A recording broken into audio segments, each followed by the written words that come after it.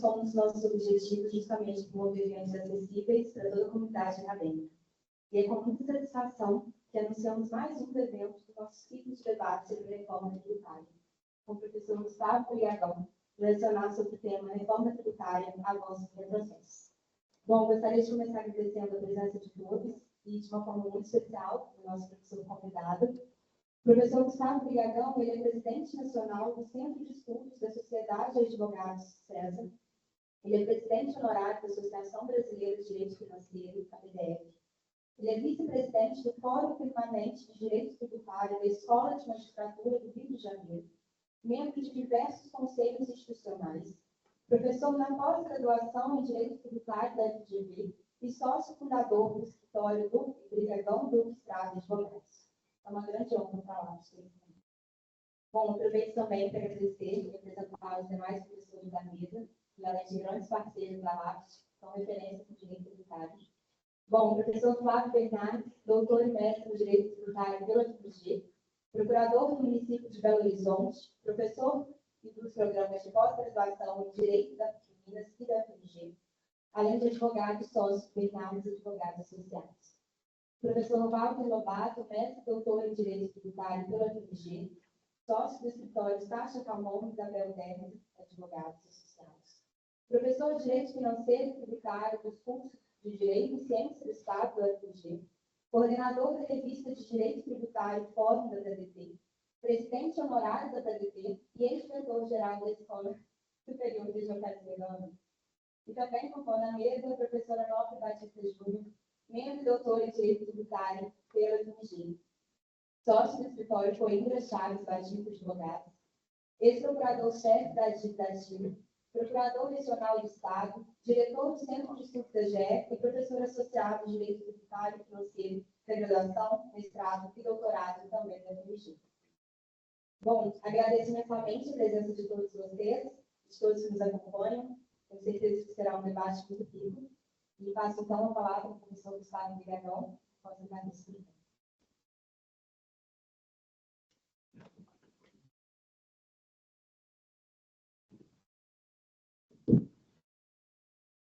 Muito obrigado, Cecília. Quero cumprimentar todos da mesa aqui, começando pela Mariana, meus queridíssimos Walter, Gisela, claro, é um prazer enorme ver na rádio estar aqui com vocês, é um prazer enorme. Eu vim para o Horizonte de Férias, que a minha mulher foi para Inhotim. E aí eu falei, bom, eu vou, já que eu não posso, que era só de mulheres, eu falei, eu vou para Belo Horizonte, eu tenho grandes amigos de Belo Horizonte, vou visitar todos e tal, vou estar com todos. E eu ia, camiseta, bermuda, tudo mais. Aí chego aqui e me arrumo 3 palestras. Aí eu vou minhas férias aqui. Os grandes amigos viraram ex-amigos. Não, mas eles me deram, na verdade, um presente. Eu lecionei muito tempo. Eu ainda leciono na pós e eu gosto muito desse contato com a juventude. Principalmente esse encontro que vocês fazem aqui, que eu já tinha escutado muito, já tinha ouvido muito a respeito dele, e parabenizo os organizadores, né, porque realmente são muito exitosos aqui na promoção desses eventos, e pediram aqui para falar sobre reforma tributária, avanços ou retrocessos. Os avanços a gente vai demorar uns 2 minutos para falar sobre isso. Os retrocessos a gente se concentra um pouco mais. Bom, começando pelo sistema tributário atual. O sistema tributário atual, como vocês sabem, foi inserido no nosso ordenamento constitucional em 1965, no ordenamento constitucional, cujo anteprojeto foi elaborado pelo meu mentor, Gilberto Júlio Campos e o Rubens Gomes de Souza, a pessoa com a qual eu fui sócio do escritório Júlio Campos por 32 anos. Tive o prazer de ter contato com ele nos últimos anos de vida dele e de aprender na fonte. Ele foi o autor também do anteprojeto do Código Tributário Nacional, juntamente com o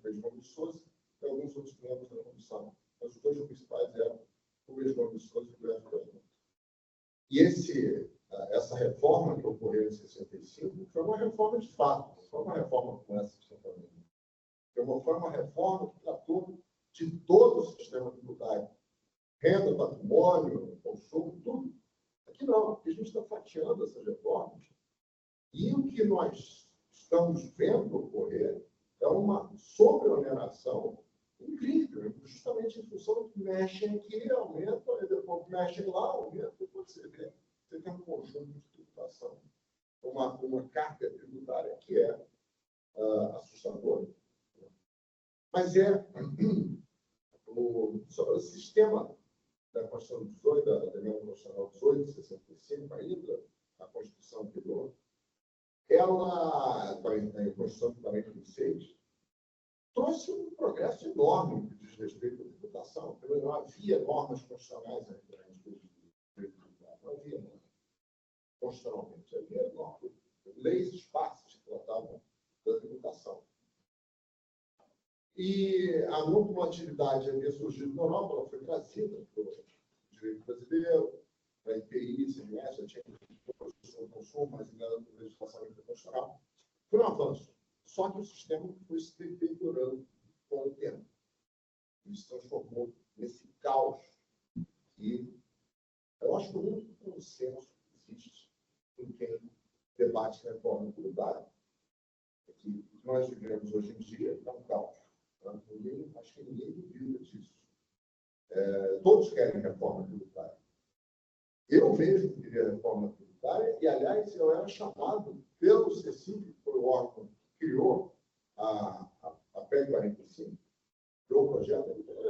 Eu queria tanto fazer a reforma tributária que me chamavam para falar favoravelmente ao IVA e que eu sempre, cuja adoção eu sempre defendi.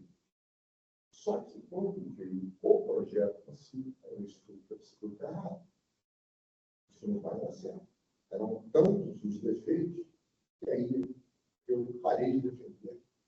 E tornei talvez estou alinhado, eu acho que nossa mesa estará para a frente contrária à reforma, aos erros que estão sendo praticados pela inserção dessas normas no nosso direito brasileiro. Aí vocês perguntam, tudo bem, foram várias as promessas. Dessas promessas todas, o que deu certo? Eu diria, em primeiro lugar, tributação do destino. Então, a nossa guerra fiscal era muito intensa, uns são favoráveis, outros são contrários, mas o fato é que a tributação do destino acaba, em definitivo, com a guerra fiscal. E ela é muito... ela é o formato que é adotado no resto do mundo. Nós temos 175 países com IVA. Nesses 175 países, toda a tributação é sempre no destino, nunca é na origem. O Brasil adota esse sistema de origem e destino. Eu participei de um painel na IFA, International Fiscal Association, que é a instituição mãe da BDF, que é a instituição de coração. Eu fazia parte de um painel em que nós íamos tratar de transfer pricing na tributação indireta. É um negócio que transfer pricing nós conhecemos a tributação direta. Mas no Brasil, nós não conhecíamos isso. Na Europa tem uma diretiva. E aí, nós organizamos um painel, nós chegamos, cada um expunha como era o seu direito. Eles ficaram habituados, primeiro, que a tributação direta no país era parte da lista e parte do sistema. Então, você, quando vê uma tributação de destino, a adoção de uma tributação de destino, discutivelmente, algo que se adequa ao que existe no resto do mundo. O problema é o seguinte: nós temos uma recente jurisprudência do STF que se julgou com a constitucionalidade de 6 incisos que foram inseridos, foram mencionados na legislação pela regulamentar 157, depois pela 175, em que se determinava que a tributação em relação a esses serviços da lista de serviços ela ocorreria no destino. O Supremo Tribunal Federal declarou todas as 6 inconstitucionais, só para demonstrar a vocês o quanto difícil é a conceituação do destino. Não é fácil. Porque você tem que, por exemplo, se você presta um serviço a alguém que, por sua vez, transmite ou o beneficiário, alguém que está por trás dessas pessoas, quem é o beneficiário do serviço em si? É isso que vai determinar o destino. Então, o destino é indiscutivelmente um avanço. O problema é a conceituação. Que, a meu ver, a forma como foi previsto na Emenda Constitucional 132, foi resultado da PEC 45. A PEC 45 tramitou pelo Congresso Nacional de uma forma muito ruim, foi muito assotada na Câmara dos Deputados. Ela votou aquilo de uma forma impressionantemente acelerada e afobada, de forma descuidada, ao ponto de surgir um novo tributo durante a votação da Câmara dos Deputados. Ou seja, não tinha no projeto um determinado tributo que surgiu no meio da votação, que foi aquela contribuição sobre exportação de produtos primários e semi-elaborados, contribuição dos Estados. Isso não existia no texto, foi inserido ali. Mas, enfim, o conceito que constava da PEC 45, que foi aprovado na Emenda Constitucional 132, é um conceito horroroso. Peguem lá para vocês verem. Um conceito que não é um conceito que seja líquido e cristalino. E a 214, a que surgiu do PLP 68, também não fugiu dessa regra, desse formato. Um conceito que não agrega, que não traz a nós uma satisfação daquilo que nós entenderíamos como aplicável, como sujeito de aplicação do bom direito. Portanto, a guerra fiscal foi tratada dessa forma, também foi tratada inicialmente com a promessa de que não haveria benefícios fiscais, que os benefícios fiscais são instrumentos de extra-fiscalidade. Eles são fundamentais. Então, você utiliza o tributo não só para efetuar a arrecadatória, mas também com o objetivo de inibir ou de incentivar determinadas práticas. Isso é fundamental. O tributo tem que ser passivo de ser utilizado com esse objetivo. E simplesmente eliminar todo e qualquer benefício fiscal é simplesmente algo que, a meu ver, seria absolutamente equivocado. Mas era isso que se dizia. Gravem isso que eu vou voltar a isso um pouco mais à frente. Então, o segundo, esse é o primeiro avanço que eu vivi, que seria o destino. O segundo são as obrigações acessórias. Acho que a reforma tributária, ela promete a criação de obrigações acessórias que sejam racionais. Hoje em dia nós temos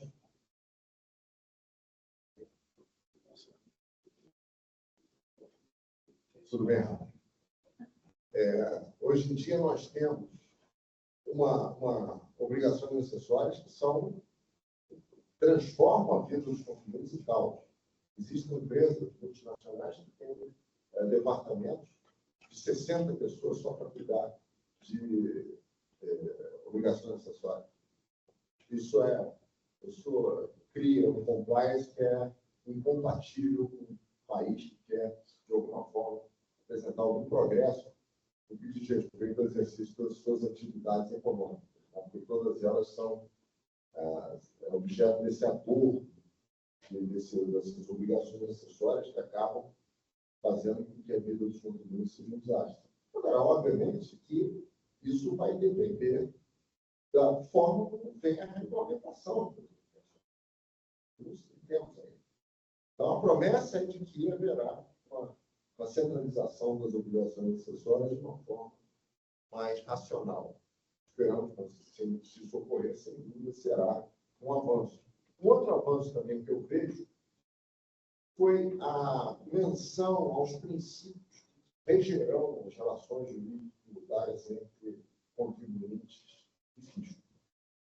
Essa menção específica a princípios, apesar de ser um pouco fluido, né, porque isso aí vai dar margem a muita discussão pela subjetividade que essa menção aos princípios proporciona, Mas o fato é que eles são importantes, até porque a neutralidade, quem vai questionar que a neutralidade seja algo, não seja algo que seja essencial à relação jurídica, a simplicidade, todos aqueles princípios que estão na lei. O problema é que quando nós vemos a PEC 45, fazendo a Constitucional 132, fazendo referência à neutralidade, e nós vemos o que ela proporcionou, que neutralidade no governo não é simplesmente você dizer que o contribuinte não vai adotar esse ou aquele formato de operação em função da tributação que ele está sujeito. Agora, não vou escolher fazer isso porque você menos tributado ou de outra forma. Essa que é a neutralidade que os autores da reforma mas essa aqui é essa olha, no vermelho,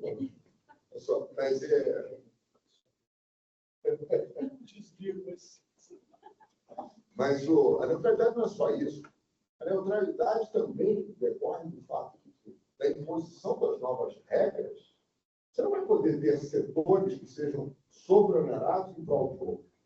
O que aconteceu no serviço, no setor de serviços, é um absurdo. Ele sofreu uma oneração tributária nunca antes vista nesse país, essa discussão. Nunca antes vista nesse país.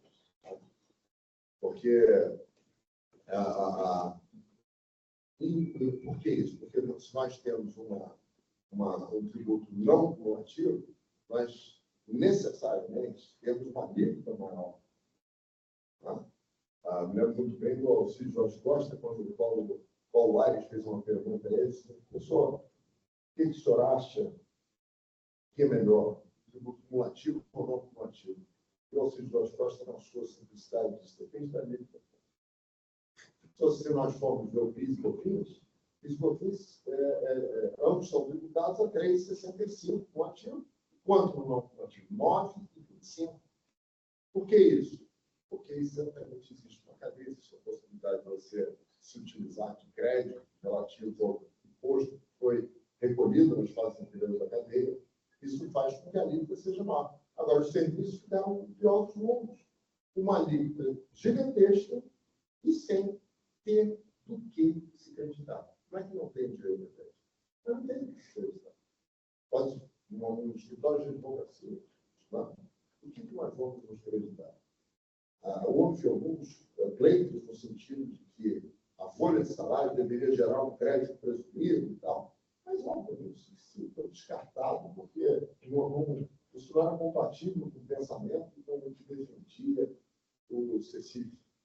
Sempre dizia, não, só posso ter crédito nas situações em que houver tributação dos elos anteriores da carteira. Tanto é que nós tivemos uma tributação muito forte do setor de serviços e menos forte dos demais setores, principalmente o setor da indústria. O agro foi sobre-onerado, os serviços foram sobre-onerados, mas a indústria, justamente em função dessa questão da não produtividade, ela passou a ter uma tributação menor do que os outros. Mas também sofreu um aumento de carga tributária muito forte.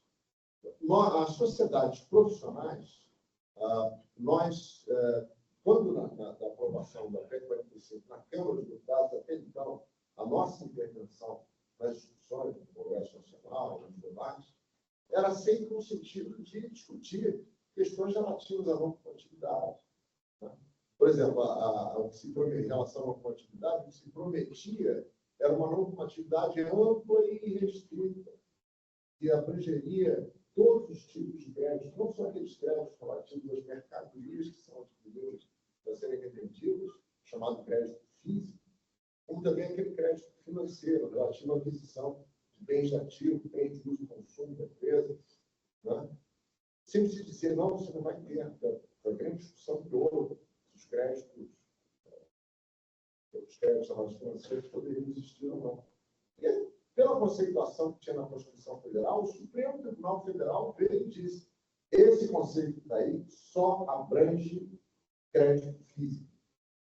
Ele não abrange o crédito financeiro. E ele, os proponentes da reforma, diziam, não, haverá crédito amplo e restrito. O que fizeram com o Conselho de Normatividade?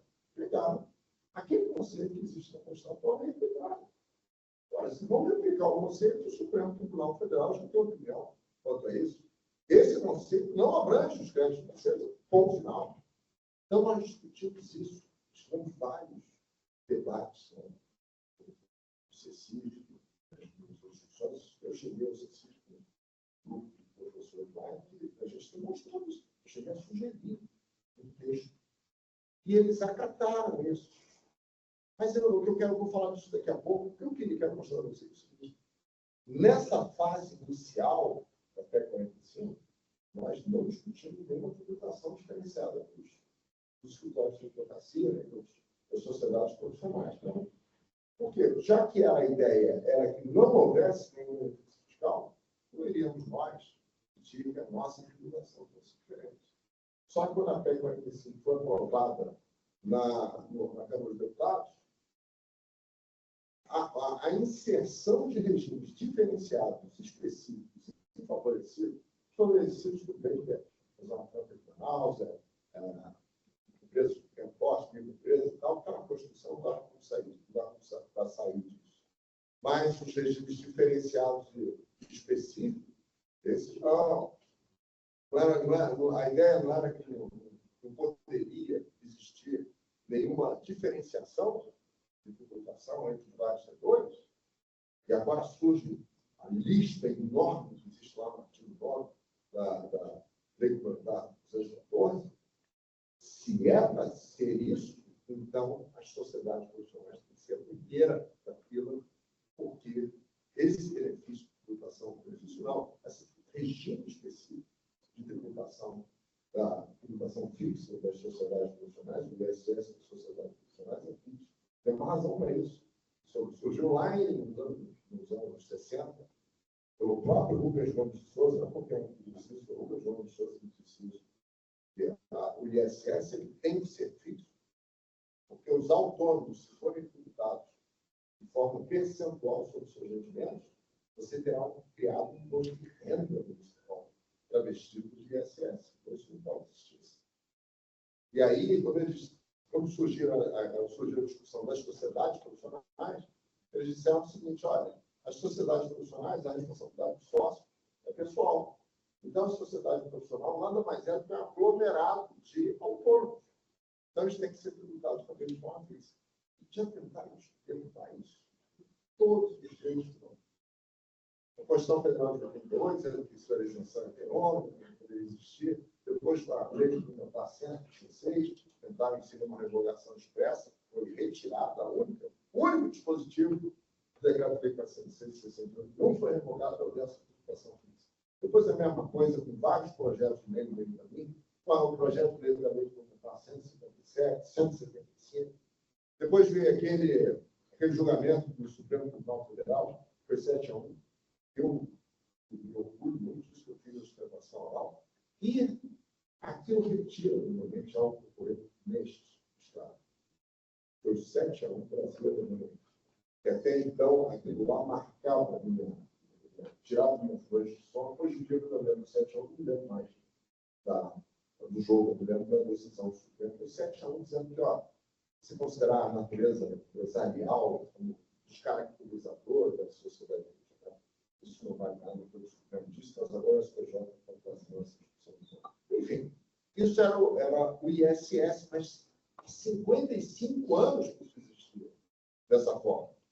Então, o que nós dissemos lá foi assim: nós reunimos 44 instituições, fomos ao Congresso Nacional, dissemos: olha, se for para não existir nenhum regime diferenciado, tudo bem. Mas se for existir um sequer das sociedades profissionais, primeiro, nós queremos um regime específico. Tem dois tipos de regime na lei complementar. Um diferenciado, que eles dão reduções de alíquota. Ou redução de alíquota de 100% no custo da cesta básica, ou redução de 60%, e redução, agora a redução de 30%. Mas o que nós pedimos não era um regime diferenciado. é um regime específico, é o primeiro passo na emenda constitucional para nós irmos no projeto de lei complementar pedir uma tributação fixa, que existe hoje. Que se coadunaria perfeitamente com aquela lição que nos deu o governo de João de Souza, que valeria perfeitamente para o IBS, que você não pode ter um imposto sobre a renda, que seja travestido do imposto ao consumo. Mas não foi isso que os parlamentares nos deram. Nos deram aquela redução de 30%. Então, foi isso que nós pedimos.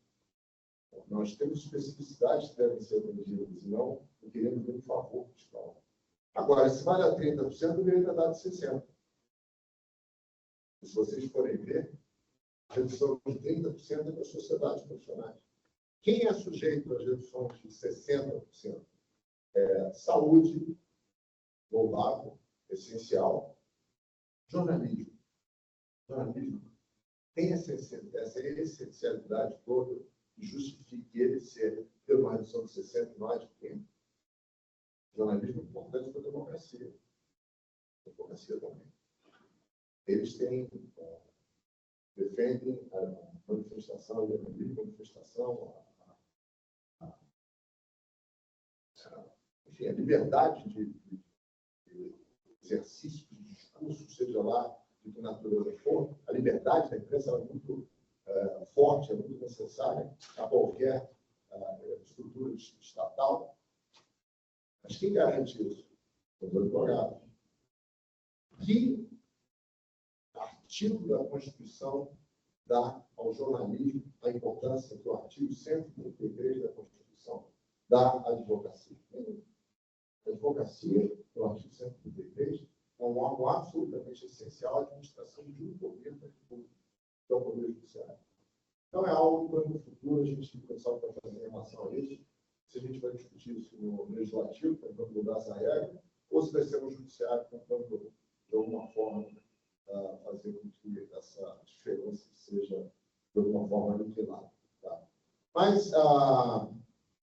então, aqui, o que eu quero dizer para vocês aqui é que essa questão da neutralidade, que é a diferença, acabou caindo por terra em função dos inúmeros regimes diferenciados que surgiram no PEC 45. Outro aspecto que dizia seria o da simplicidade.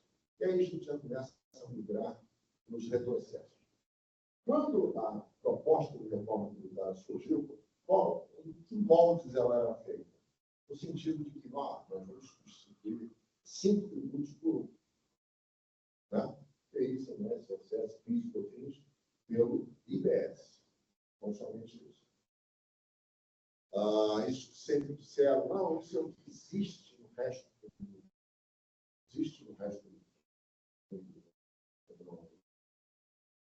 Nós sempre temos que trazer para o Brasil, existe sempre o exemplo lá fora, sempre foi de que 175 países, eu quero dizer, 175 países conhecem o IVA. O investidor estrangeiro não conhece PI, ICMS, ISS, PIS, COFINS, conhece o IVA. Ele sabe, ele quer trabalhar num terreno em que todos os percalços, todas as vantagens sejam conhecidas. Mas, o que acabou acontecendo? Nós trocamos 5 tributos por outros 5. Então, IBS, CBS, Imposto Seletivo, o IPI, incrivelmente, foi mantido como uma forma de manter aquela área da Zona Franca de Manaus como área de educação. E como eles não conseguiram criar nenhuma atração que fosse efetiva, em função das regras que eram engessadas da reforma tributária, eles resolveram onerar o resto do país inteiro. Oneram o resto do país inteiro e não oneram a Zona Franca de Manaus. Essa foi a forma que eles acharam. E mantiveram o IPI. Então, o BS, Imposto Seletivo, IPI, essa contribuição louca que surgiu no meio da votação da Câmara dos Deputados. Negócio cuja constitucionalidade é extremamente duvidosa e que foi inserida ainda mais onerando as formações. Enfim, a simplicidade existiu. Não, mas houve simplicidade porque reuniu-se em um ordenamento jurídico só. Aquelas regras que estavam espalhadas nas 27 unidades da federação, nas leis das 27 unidades da federação, ou nos nas milhares de... São 1.500, né? Municípios que é o lugar do INSS? Não, 1.000 e poucos municípios. Então, tinha 5.000 leis, 5.000 regulamentos, então, 1.500 regulamentos, 1.500 leis, mais 27 leis estaduais. Como é que o contribuinte vai entrar nisso? Olha, essa, em primeiro lugar, todos os regulamentos têm o ajuste CF lá do CONFAS, é tudo bom. Em segundo lugar, existem leis complementares a que estão submetidas todas essas leis estaduais e municipais de respeito ao ICMS e ISS. Não podem diferir muito.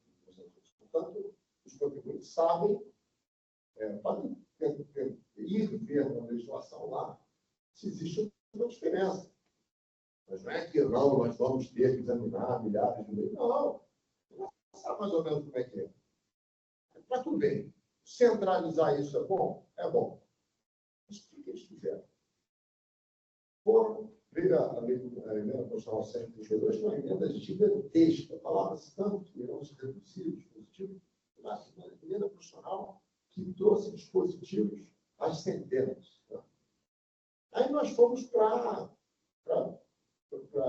lei complementar, implementada em 2014, veio o PLP 68. Não, lugar, são dois PLPs, 68 e 108. Esses dois PLPs, eles foram redigidos por 19 grupos de trabalho, dos quais participavam só representantes da Fazenda Federal Estadual Municipal.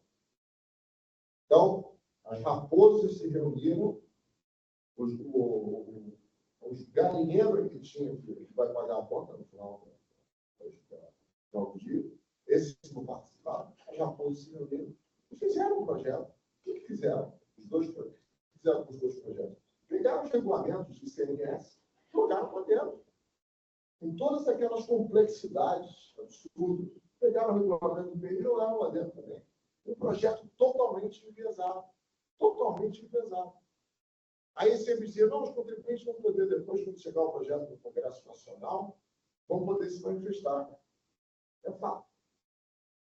É a mesma coisa que se dizer o seguinte, olha, você entra, você está aqui o projeto, essas são as regras que eu quero que vocês discutam. Obviamente, o viés é aquele. Você vai ter que lutar muito para tentar modificar algo que já foi criado com viés absolutamente existentes para um determinado lado da relação. Um exemplo que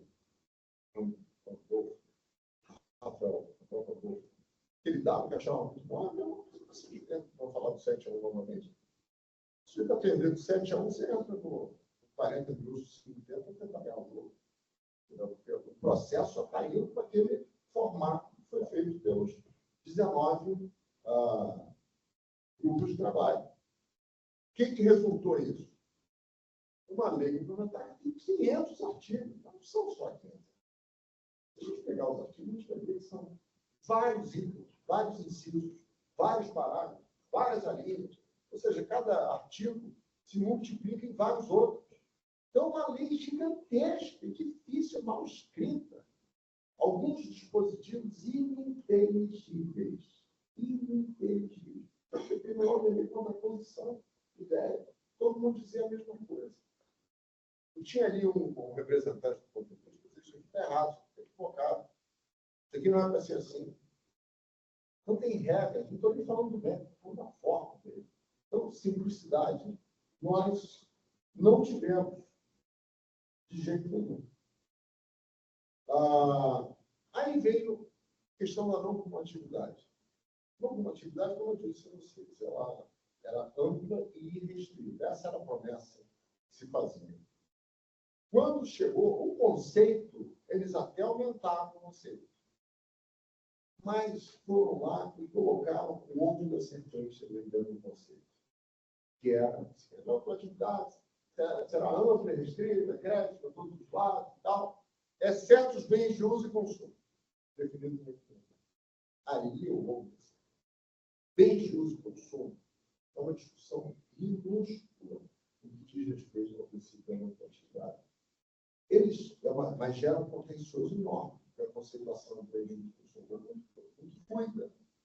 eles vão e inserem no conceito de não compatibilidade, excepcionam a não compatibilidade, sendo que não gerará direito a crédito, justamente bens de uso e consumo pessoal.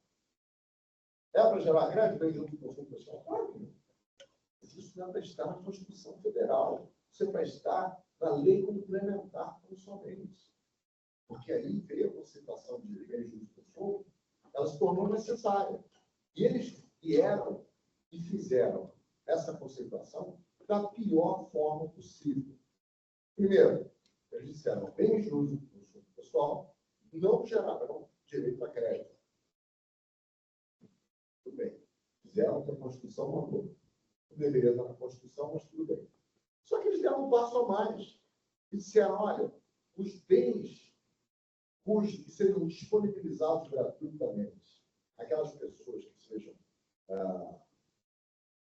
sejam ligadas à empresa, sócios, acionistas, diretores, empregados, familiares dessas pessoas e tudo mais, quando houver disponibilização gratuita desse bem a qualquer um deles, o imposto, o tributo vai incidir no IPS e CBS.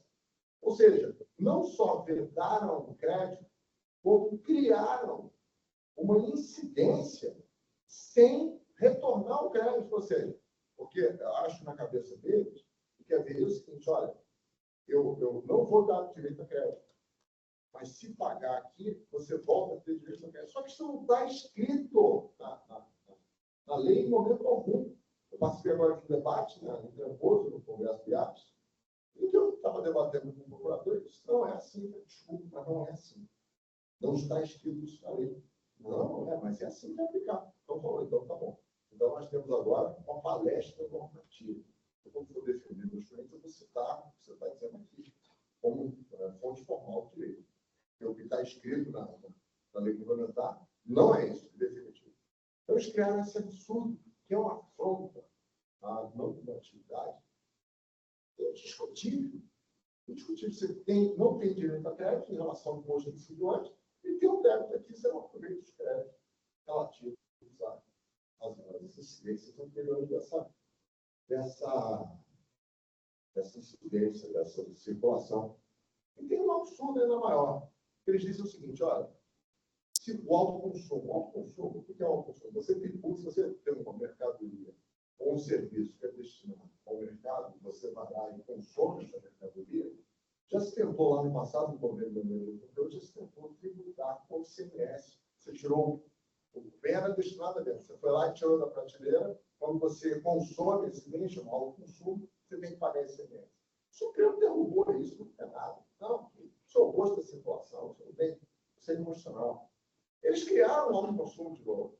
Eles dizem, olha, se você consumir um bem ou serviço que seja destinado ao exercício do objeto da sua atividade, você tem que pagar um imposto. Eu fico imaginando, vamos imaginar o Walker, barbeiro podia dizer barbeiro ele também é, mas ele de manhã fazendo a barba, ele é barbeiro, fazendo a barba, tem que pagar imposto. Porque, afinal de contas, ele passa o dia inteiro prestando esse serviço. É isso. Óbvio que eu estou apresentando de forma jocosa aqui uma possibilidade. Mas é isso que está na lei. O sujeito presta um serviço, se ele usar desse serviço, você não tem serviço para si mesmo. O serviço pressupõe a participação de duas, do prestador e do beneficiário. Você não tem a possibilidade de serviço para si mesmo. Serviço para si mesmo é atividade, não é serviço. Mas é isso que está lá na lei. E tem mais um mal, que esse, a meu ver, ele atribui a essa regra uma inconstitucionalidade incontornável. É o seguinte, você tem, quando você disponibiliza gratuitamente um bem a alguém, o que você está fazendo? Você está doando esse bem, concorda? Uma doação. A doação é fato gerador de que tributo? Imposto de transmissão e doações. Que é de competência exclusiva de quem? Dos Estados. É da competência compartilhada entre os Estados e municípios? Não. Competência compartilhada nessa estrutura que se criou é só para IBS. Só para IBS. Isso não significa que ambas as competências foram compartilhadas. se compartilhou com a competência da instituição do IBS. Então, na medida em que você passa a fazer com que o IBS incida sobre algo que é da competência exclusiva dos estados, você está permitindo que os municípios invadam a competência. A mesma coisa se diz em relação ao IPTI, porque a transmissão de bens imóveis é tributável pelo IBS, CBS. E esse é fato gerador de competência exclusiva dos municípios. Então, quando se permite essa tributação, acontece o lado oposto dessa moeda, esse outro lado da moeda na periferia. O IBS vai estar incidindo sobre essa transmissão, os estados vão estar invadindo a competência dos municípios por meio dessa competência compartilhada do IBS. Isso, a meu ver, é uma inconstitucionalidade. Essas incidências não podem existir. Portanto, aqui nós vemos os bens de uso e consumo maculando completamente a não coletividade na forma como ela foi prometida pelos autores. Aí nós temos um outro elemento que esse macula de vez destrói a coletividade. É o seguinte: a Constituição veio e disse que a lei complementar poderia determinar que o crédito da não coletividade estaria condicionado ao pagamento do imposto pelo elo anterior da cadeia. Ou seja, eu só posso acreditar se o meu fornecedor tiver pago o tributo. Até na época que nós discutimos isso, eu sempre dizia o seguinte: cara, vamos imaginar a seguinte forma. O José Alder vendeu uma mercadoria. Aí eu recebo a mercadoria aqui, ligo para o José Alder, José, você pagou esse tributo? Eu já disse, paguei. Mas você poderia, por favor, mandar aqui, se for esse objeto de fiscalização, que não está, você pagou o tributo. Aí você disse, não entendi, porque eu tinha mais crédito dele, então eu não compensei. Então eu falei, tá, então tá bom, eu vou ter que mandar uma empresa de auditoria aí para ver se você compensou corretamente, porque senão meu crédito não bom. Meu crédito vai estar bom. Imagina isso, uma empresa de departamento que tem 20 mil fornecedores, não estou exagerando, 20 mil fornecedores. Como é que ela vai controlar quem pagou e quem não pagou? Isso é absurdo. Mas a Constituição diz assim: olha, a lei complementar poderá determinar isso. Eu lembro uma vez no congresso que a gente organizou lá na UBS, vamos dizer, a Rita Della Fé é uma professora portuguesa, mas dá aula na Universidade Inglesa. Ela é considerada uma das maiores especialistas em nível do mundo. Ela instituiu o IVA em 8 países dela. E nas 2 vezes, com o Cecife no painel, eu perguntei: vem cá, diga lá, existe algum lugar no mundo onde esse condicionamento do crédito existe? Não existe, isso nas 2 vezes. Aí tem um artigo que eu botei um QR Code lá para vocês tirarem tudo e poderem ter acesso ao vídeo no YouTube. Isso, aliás, no YouTube também. Eu tinha dado de cumprimentar as pessoas do YouTube. Mas perguntei dela: existe? Não existe em lugar nenhum do mundo. Aliás, eu já disse isso aos proponentes desse projeto. Já disse que isso vai acabar com a nossa atividade. Isso vai criar uma oneração tão grande para a verificação disso. Na não quantidade livre de cruzamento, você não pode ter nenhum obstáculo que impeça a compensação de todos os postos que foram devidos nas operações anteriores, isso não pode ter. Mas aí o que fez a emenda constitucional 130? Olha, você pode, sim, condicionar esse pagamento, desde que as duas, vai ser ou ser. Mas, em primeiro lugar, você tem que possibilitar ao adquirente que ele pague o imposto devido pelo fornecedor, para que ele possa se creditar esse imposto para bater os débitos referentes às operações dele. Quem, em sã consciência, vai fazer uma estupidez dessa? Quem é que vai pagar o imposto que era devido pelo fornecedor para se creditar desse valor e abater esse valor do imposto que vai pagar ali? Então, não acredita nada, não paga na frente logo. Quem fizer isso não tem a menor ideia do que é fluxo de caixa. Ele vai adiantar um desembolso para poder se utilizar de um crédito para bater de um desembolso que ele vai ter na frente. É isso aí, uma. E aí, tem a segunda alternativa, que é o seguinte, olha, se cria um sistema de pagamento do imposto no momento da liquidação financeira da operação. Esse negócio tem nome, vocês já escutaram. Split payment.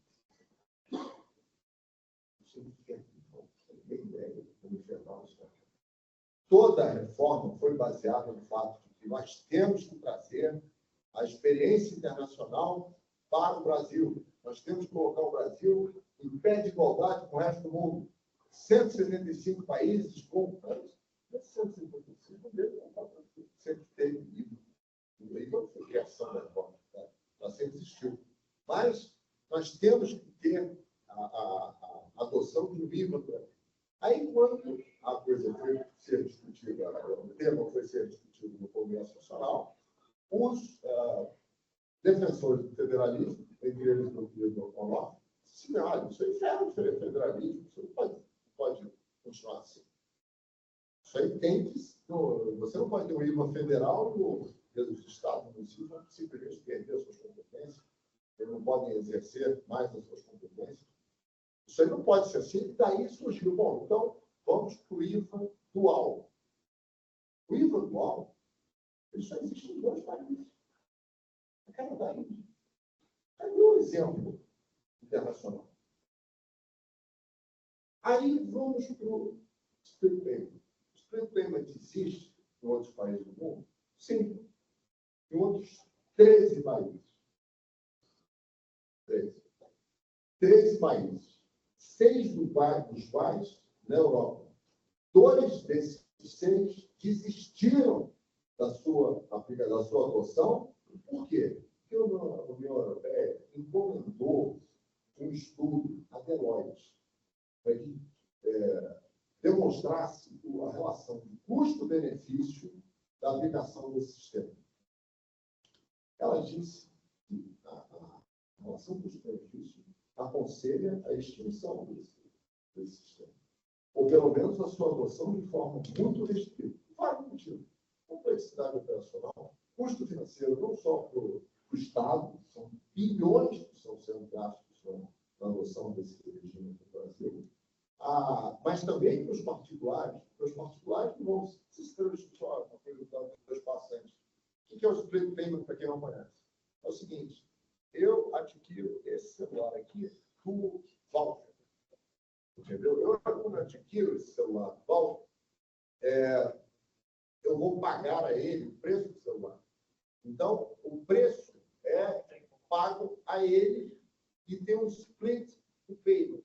Então, o preço vai para ele e o tributo vai para os cofres públicos no momento em que o pagamento ocorre. É isso. Então, é a coisa mais fácil do mundo. Isso tem uma benesse que é óbvia, que é a de evitação da evasão fiscal. Em termos, porque qual é a primeira reação de alguém que vai achar isso muito complexo para o vai dizer assim, não. Aí todo mundo para onde a adoção desse método visa evitar a criação da evasão fiscal. É óbvio. Mas então, você é uma empresa séria, você é uma empresa que tem regras de compliance muito severas, você obviamente vai se tratar. Mas para isso, você vai ter que ter um sistema que controle isso. Porque, afinal de contas, o recolhimento é sempre uma fonte. Então, você tem que saber se está sendo feito corretamente, qual é a tributação, para que destino, a tributação do destino. Tem que ver como é que isso está ocorrendo. Tá? E tem um problema que é o pior deles, que é a quebra de fluxo financeiro da empresa.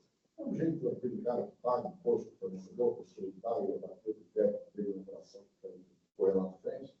Aqui está a mesma coisa. Por quê? Porque o split payment tem uma regra muitíssimo clara, no sentido de que você, quando você paga em parcelas ao seu fornecedor, você só se acredita também em parcelas. Então, Então, se eu compro algo parcelado, eu vou me creditar somente quando eu fizer o pagamento de cada parcela e na mesma proporção. E se eu vendo à vista? O que vai acontecer? Eu vendo à vista, quando o meu adquirente me pagar, vai ter o subemprego, que vai o débito direto para o fisco. Então, o débito surge antes dos créditos.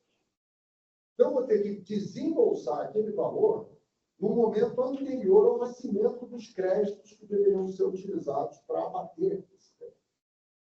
Isso é quebra de fluxo financeiro. A Deloitte vai chamar de um artigo excepcional sobre isso que tem, então, você leitura. Muito bom.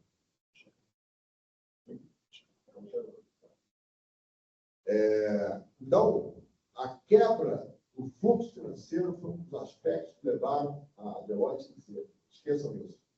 Se querem aplicar, apliquem somente quando houver um setor que seja maculado pela sonegação fiscal, seja marcado pela sonegação fiscal.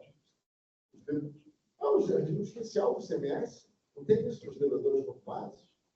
Você, quando você tem um devedor normal, você bota a fiscalização lá, 24 horas por dia, faz uma pergunta, pode fazer isso. É isso que já existe, inclusive, no treino muito bom.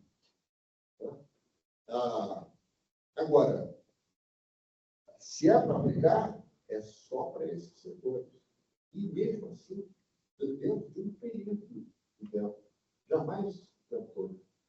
Jamais o tempo todo. O Brasil, o que fez? Para todo mundo o tempo todo. Isso não vai dar certo. Vai gerar uma complexidade. Isso aí faz com que deixe de existir o interesse por investimento no país. Complexidade gera isso. Nós já devíamos ter aprendido isso. Então, esse experimento do governo, ele mata de vez todas as promessas que se fizeram em relação à normatividade. Outra falácia, esse negócio de cashback. Né? Cashback, não, vamos devolver para as famílias dentro do Estado, vamos devolver todos os custos tarifados nas suas aquisições. Todas as aquisições, produtos de necessidade básica, o que virou? No lugar de CBS, não tem CBS, não tem. Não, CBS, a CBS não tem devolução. E o IBS, um percentualzinho desse tamanho. Isso nós falamos desde o início. Isso aí tem fundo eleitoreiro. Né? Igual a família, essas coisas todas, que as pessoas se utilizam disso para cashback, não vale nada. Não serve ao propósito. É exatamente a ideia de desonerar as famílias, que eram famílias de baixa renda, era desoneração. Fizeram uma reduçãozinha, levaram 20%, varia de acordo com as execuções. Mas é uma coisa ínfima. Uma referência que eu faço a essa questão de cashback, essas expressões em inglês, né? Split payment está na lei, split payment. Isso. Mas, mais dois itens, só para a gente finalizar isso aqui com chave de ouro. Uma das promessas era melhor relacionamento com a administração pública e o contribuinte. E um contencioso que fosse rápido e racional, tanto contencioso, administrativo quanto judicial. E aí, esse é um assunto que ainda está em discussão. Os outros a gente só tem a lamentar. Tá? Desfofrer, ficar triste, perder noites de sono, como o José Aldeia perdeu ultimamente. Mas os PLP 108 está cuidando dessas questões aí. O relacionamento do contribuinte com a fazenda. O PLP 108 está cuidando do comitê gestor, está cuidando da fiscalização e do contencioso administrativo. Em primeiro lugar, fiscalização. Em regra, os contribuintes podem estar sujeitos a 3 fiscalizações. Federal, estadual e municipal. Federal pelo CBS, estadual pelo IBR, a parte do Estado, e municipal pelo Estado. Não, o 5 é a tributação do destino. Tributação do destino. Minas foi para São Paulo. Todo, imagina o Amazon daqui. vai ter uma tributação, vai ter visitas fiscais de todos os municípios do país. Quem não tem programa? Tá? E, não, mas aí os defensores dizem, não, tem exceções ali. Isso é só para altos valores que sejam elevados, porque para valores baixos tem que ter uma coordenação de integração da fiscalização. Também tem uma regra lá que diz que, quando se tratar do mesmo faturador, da mesma base de cálculo, mesmo contribuinte, blá, blá, blá, você não pode ter mais uma fiscalização. Se tiver uma importação de um produto de uma venda, já tem 2 faturadores que permite que eu tenha uma fiscalização para cada um. E o limite do valor daqui, essa integração, existe causas de pequeno valor. E as causas de grande valor são aquilo. E essas aqui geram uma complexidade maior. Então, a regra é que você vai ter fiscalização de todo lado, com existem algumas previsões no sentido de você vai ter um gestor dessa fiscalização, mas quando o município quiser autuar, ele vai autuar. Quando o Estado quiser autuar, ele vai autuar. Ninguém pode limitar o poder de lançamento dessas unidades da federação, no ponto final. Então, a gente está nessa relação com a fiscalização dessa forma. Aí surge o lançamento. Como é que nós vamos ter um contencioso? Você, como a gente viu antes, tem uma regra única. A regra única que vai justamente criar simplicidade na relação entre o contribuinte. A regra está muito simples ali. Vamos até imaginar que nós tivéssemos conseguido isso. Nós também tivéssemos uma lei complementar com, na verdade, com milhares de dispositivos de são somente. Então, vamos imaginar que fosse assim.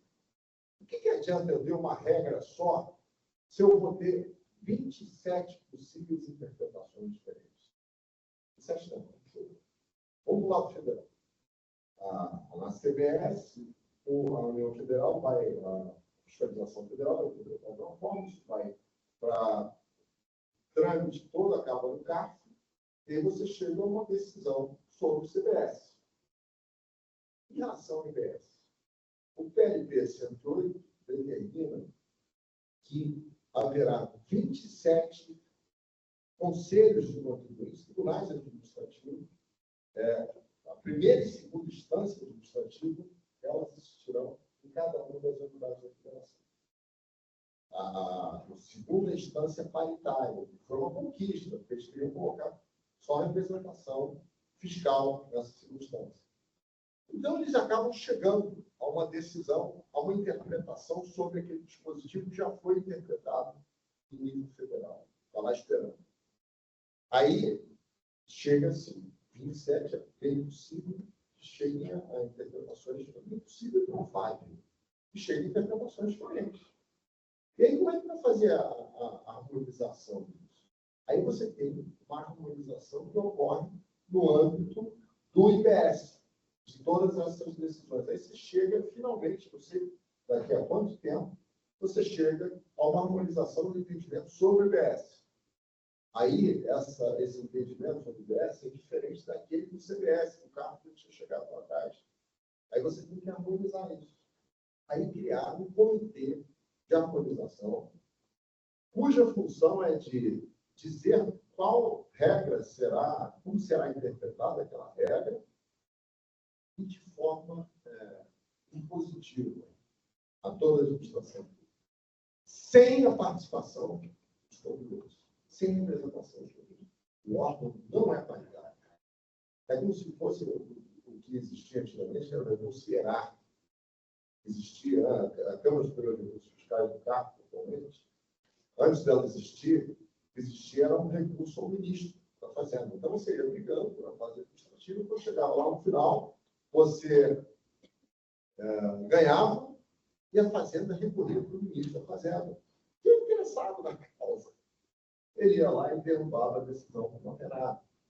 Isso aí acabou em nível federal, esse recurso CIERAR, ele foi extinto e foi substituído pela Câmara Superior de Recursos Fiscais. Mas ainda existe, o Estado do Rio de Janeiro, por exemplo, tanto o Estado quanto o município, você tem recurso CIERAR. E faz o contribuinte ficar pensando se vale a pena, efetivamente, ele perder todo aquele tempo administrativamente. comitê de harmonização nada mais é do que isso. Você vai, discute durante esse tempo todo, quando chega lá, quem vai decidir é a Fazenda, porque não tem participação dos contribuintes deles. Esse órgão, ele tem duas funções, na verdade. Tem uma função legislativa, administrativa, que é a de criação de portarias, discussões normativas. Acho que quando eles contribuintes não precisavam participar, não. O contribuinte não participa hoje, quando sai uma portaria do Ministério da Fazenda tratando de questão tributária, o contribuinte não é consultado e nem precisaria ser. Essa parte tudo bem. Agora, a parte que revê e harmoniza decisões administrativas tomadas no âmbito do IBS-CBS, isso é mandatório que seja feito por um órgão em que haja participação dos contribuintes. Isso no administrativo. E o judicial? Está sendo discutido agora. Então, o que a gente vai fazer o judicial? Se for mantido o que existe hoje, o que nós teremos é o CBS sendo julgado pela Justiça Federal e o IBS sendo julgado pela Justiça Estadual. Então, nós vamos ter novamente 27 posições de tribunais de justiça, que obviamente não serão idênticas, de alguma forma terá que ser harmonizado, ainda com que seja decidido pela Justiça Federal no que diz respeito ao CBS. Isso vai caber ao STJ e ao STF, que nós sabemos muito bem quanto tempo os tribunais duram para proferir decisões finais sobre isso. No caso do Paulo, por exemplo, demorou 20 anos. O Supremo Tribunal Federal dá aquela decisão. Então, isso aí é o que se pensa hoje em dia, proposta da AGU, PGFN, é no sentido de que se crie um órgão, que não seja um órgão novo, não se fala ali de uma justiça do trabalho. Se fala ali é um órgão que vai ser julgador do IBS-CBS, que será composto por representantes da Justiça Federal e Estadual, em primeira e em segunda instância, reunindo fazendo com que haja uma só decisão em relação ao CBS-CBS. Essa é uma das alternativas. Até o Walter e eu estaremos indo lá na segunda-feira para Sejam, que tinha a AGU, o GFN e outros, para exatamente discutir esse aspecto. Nós dois vamos lá discutir esse aspecto especificamente. Mas, gente, avanços e retrocessos, o que vocês acham? O que ganha aqui? A reforma tributária, nós estamos perdendo uma grande chance de fazer com que todos aqueles problemas que nós tivemos nas últimas 5 décadas fossem, de alguma forma, resolvidos. Isso poderia ter sido feito de uma forma muito mais racional, muito mais tranquila, mas, enfim, o que houve foi um bombardeio de sugestões as mais loucas e das mais diversas origens, fizeram com que a gente chegasse nesse estado. E que é lamentável. Uma vez uma jornalista me ligou e me perguntando: vem cá, vocês tributaristas, vocês são tão contrários à reforma que vai ser tão simplificar tanto o sistema que vocês não vão ter trabalho. Eu prefiro. Falou. Vou ter que publicar no escritório para salvar os meus clientes. Isso aí não é o problema. Eu estou com o chapéu de cidadão. Estou com o chapéu de advogado, não, porque se eu fosse ver pelo lado profissional, isso aí é uma nada. Enfim. Mas no César, essa instituição foi produzida, eu sou chamado de cavaleiro do Apocalipse. Normalmente eu trago as notícias assim, que são mais. Eu lá jamais errei. Todas as vezes que eu estava no tsunami, infelizmente veio. Eu acho que está dando aí. Então, estudem bem de dificuldade, especializem-se nisso, porque vocês têm muito futuro pela frente. Obrigado.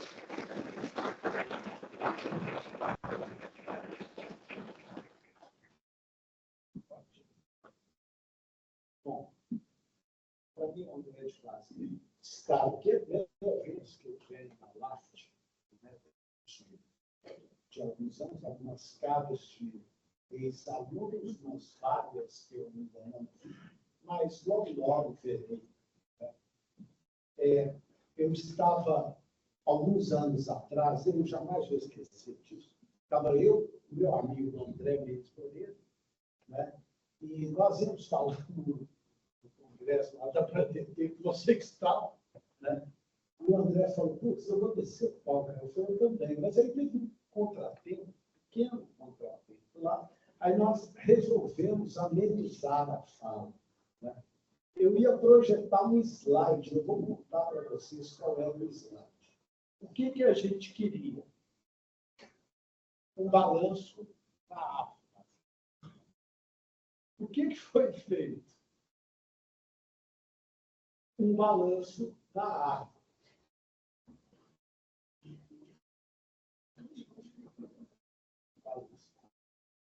O que aconteceu? Nós tínhamos assinado na BRADET, poucos anos antes, um pedido para que houvesse reforma tributária, né? Porque haviam questões que eram muito difíceis da gente engolir. Por exemplo, o ICMS na origem. Vocês imaginem que São Paulo é o grande produtor do país. Minas Gerais, nos debates constituintes, ficou caladinho, né? Essa é a história que ficou. Mas porque São Paulo, e na época liderado pelo senador Serra, né, queria que o ICMS na origem, sob a alegação de que, se você não pagar na origem, não há como fiscalizar no destino. Só tem um probleminha. Vocês imaginem que, ao vender o Ceará, né, o consumidor cearense paga a essência do ICMS lá em São Paulo. Mas tinham duas exceções, que eram energia elétrica e combustíveis para telecomunicação. Esse era os únicos que eram no destino, representam aí 20% da arrecadação do ICMS deteriorada, né? Esse é pago no destino. Só tem um problema. São Paulo estava comprando energia elétrica de Itaipu e combustível do Rio do Espírito Santo, indo para o destino. Então, São Paulo estava retendo o grande universo do ICMS. Eu fui participar, pouco depois, de um seminário em Pernambuco com o saudoso professor Luiz Brito Machado, brilhante guerreiro, né? E, na época, se discutia que precisávamos passar o ICMS para o destino. E devíamos acabar com a guerra fiscal. Quando ele se levantou numa briga enorme, fez um discurso avassalador, vocês estão falando o que da guerra fiscal? Imaginem aqui o meu estado, Ceará, né? Imaginem o meu estado, que não ganha nada. Por que eu não reduzo a carga tributária do Ceará para atrair emprego do Ceará? Se eu não tenho nada, não consigo atrair indústria, porque eu não tenho infraestrutura, né? Se eu cobrar uma tributação barata ou nenhuma, eu gero emprego. E eu inverto essa matriz. O que eu estou a dizer? A guerra fiscal, na verdade, foi um jogo com a letargia do Supremo Tribunal Federal. Porque eles sabiam que o Supremo demorava anos para julgar, aí, na véspera do julgamento, você revogava a lei, fazia, ao invés de isenção, crédito reduzido. Aí revogava de novo, fazia baixo de cálculo reduzido. Então, você fazia um jogo e jogava com a letargia do Supremo, até o negócio desmoralizado, né? E aí começaram a fazer benefícios arroz sem a menor disciplina. Você fala assim, o Constituinte de 88 havia previsto isso? Havia. Só tinha um problema. A regra de unanimidade do CONFAS. Então, se o Minas São Paulo falasse não vai dar benefício, não dava benefício. Então, o modelo estava desenhado para manter o status quo. E eu fazia uma pergunta. Por que o artigo 146.1 nunca foi usado? Ou seja, isso era conflito de competência. Por que nunca interessou nenhum projeto de lei que eliminasse a guerra fiscal? Em primeiro lugar, os estados se transformaram em balcão de negócio. Todo mundo tinha um ICMS para chamar de ser. Então, não havia nos governos nenhum grande interesse para comprar essa briga. E o governo federal não estava nada interessado em acabar com a guerra fiscal, por uma razão simples.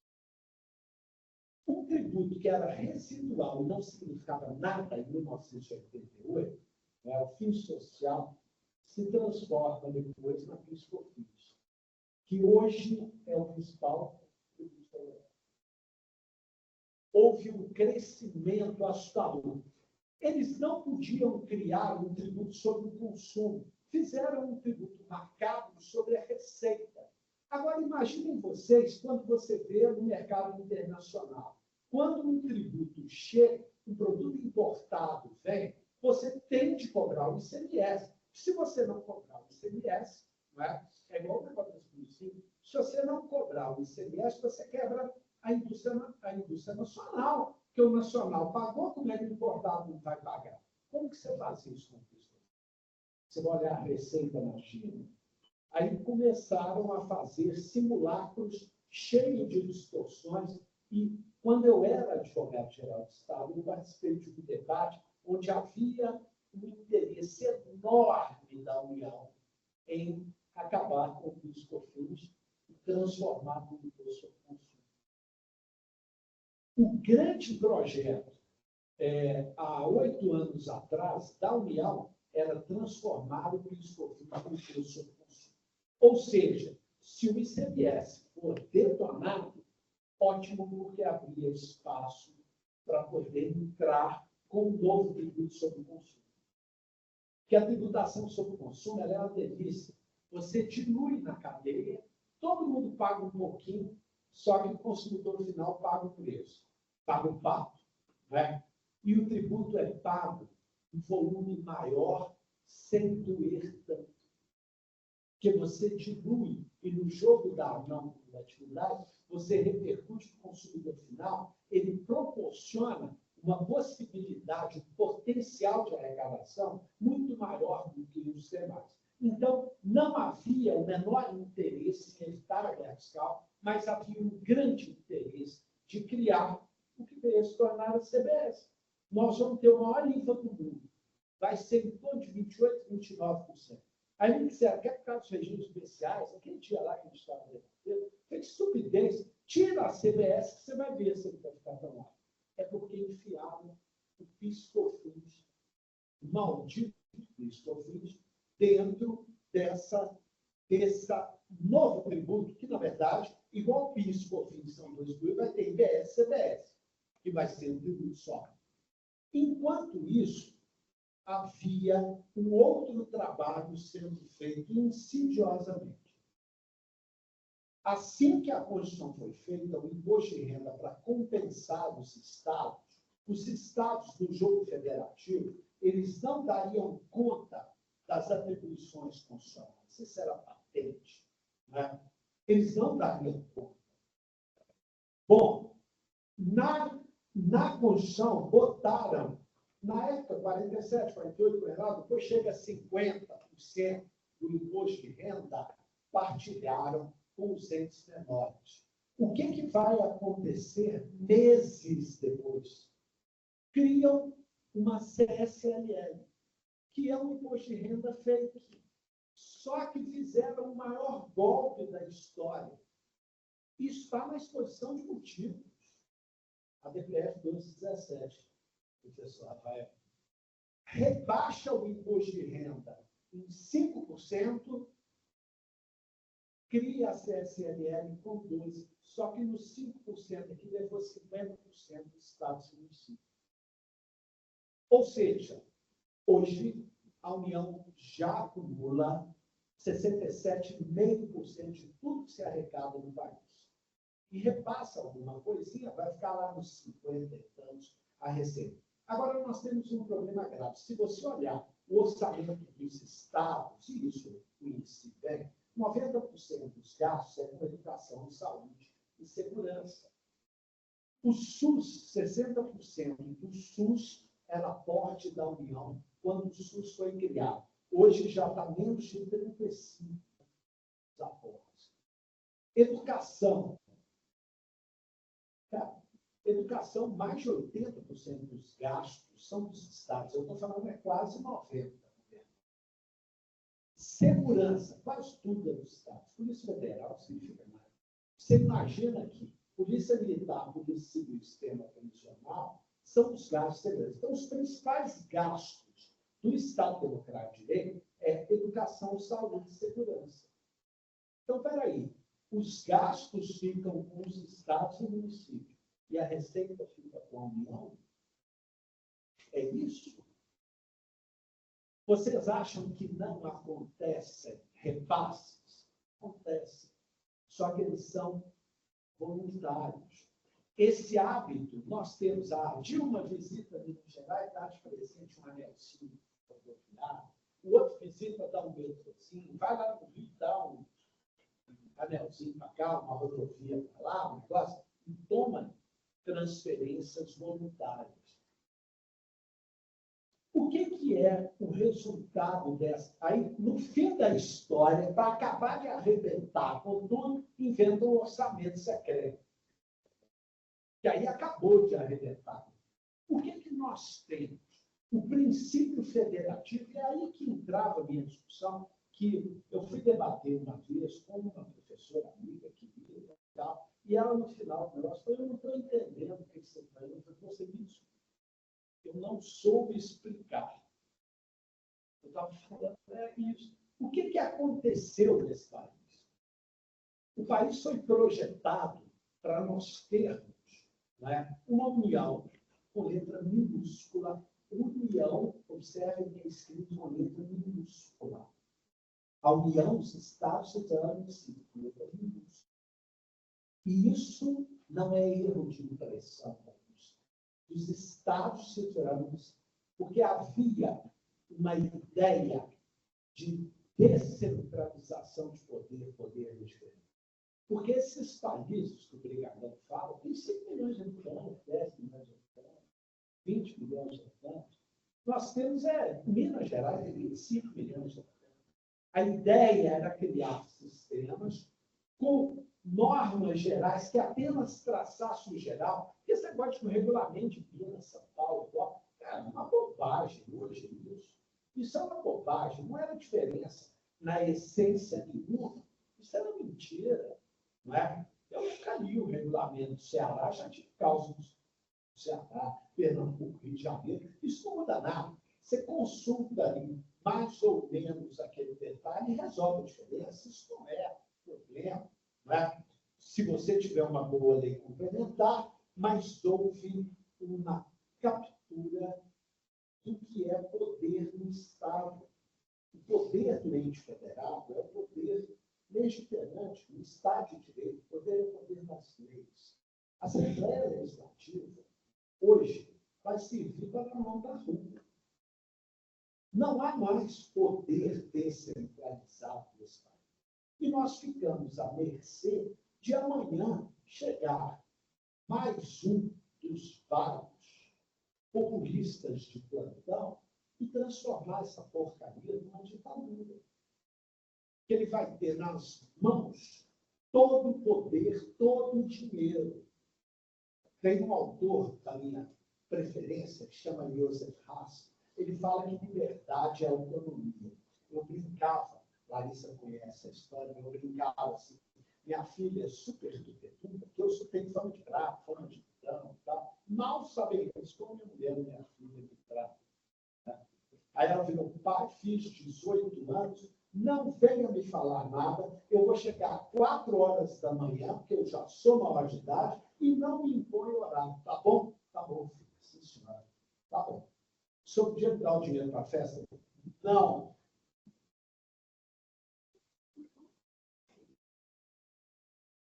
A autonomia no mundo capitalista, ela tem autonomia financeira. Agora, nós não vamos saber nada. É split pay, é tudo fechado, bloqueado. Não acham vocês que não tem furos? Quando eu era advogado-geral do Estado, eu entrei com uma ação de prestação de contas contra a União, por causa do Fundo de Participação dos Estados. Na semana subsequente, Teve 14 bilhões de reais sendo distribuídos por causa de um pequeno errinho cometido. Engraçado que eles descobriram um erro que nós levamos anos para descobrir, em dias. Pessoal, super sério. Você sabe o que é o erro? As compensações cruzadas. Eles jogavam os tributos compartilhados para pagar com os não compartilhados na compensação federal e, por isso, deixavam os estados na bucha.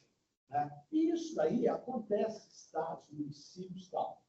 Será que todos os governadores foram incompetentes? Será que todos os prefeitos foram incompetentes? Isso é uma mentira. É uma mentira. O problema é estrutural. Olha Minas Gerais. Na hora que desoneraram as exportações, o país vive de exportação de minério e café. Não tem tributo em Minas e ainda tem que pagar o crédito dos insumos que compra. Não funciona. A conta nunca vai fechar. Nós temos problemas estruturais e eu tinha uma esperança na reforma, que é o que eu dizia, voltando com o professor André, era que fosse o destino corrigisse algumas dessas distorções. Né? Nenhuma distorção foi corrigida, pior, sequer consegue ser entendida. Os erros se acumularam. Nós ouvimos em debate, não é, que o pessoal havia esquecido do problema da justiça. Nós ouvimos, esqueceram. É porque tínhamos teóricos lidando que nunca pegaram com a mão na massa, não conheciam a operacionalização.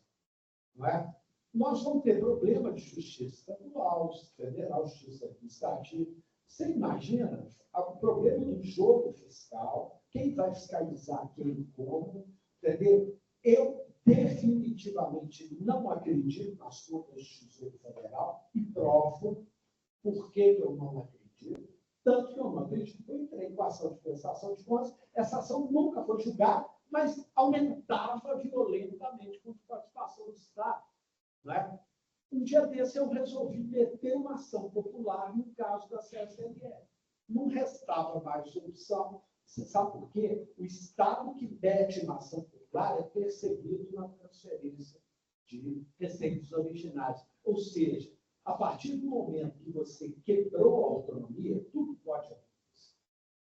O poder centralizou absolutamente. Isso, eu não sou comunitarista, não sigo nenhum Michael Sanders para dizer que a vida em comunidades pequenas, nada disso. É o mínimo. Quando o federalismo norte-americano foi estruturado, a base era o pensamento comunista. Ou seja, agora já finalizando, e só porque o Brigagão sempre me anima a falar, então eu puxo o freio, né? Eu queria dizer para vocês que não existem avanços, porque o que foi feito de avanço era uma coisa que todo mundo estava cansado de saber. Era um equívoco.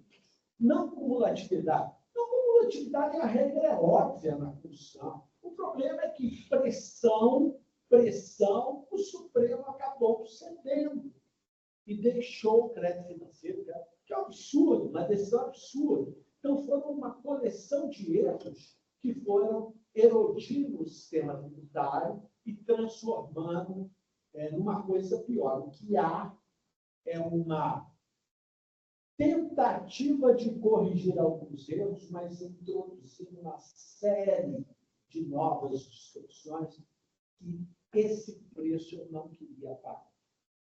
Esse preço eu não queria pagar. Quando me perguntam se você gosta da reforma, eu falo, eu detesto. Ela é péssima. Ela é pouco técnica, confusa, péssima.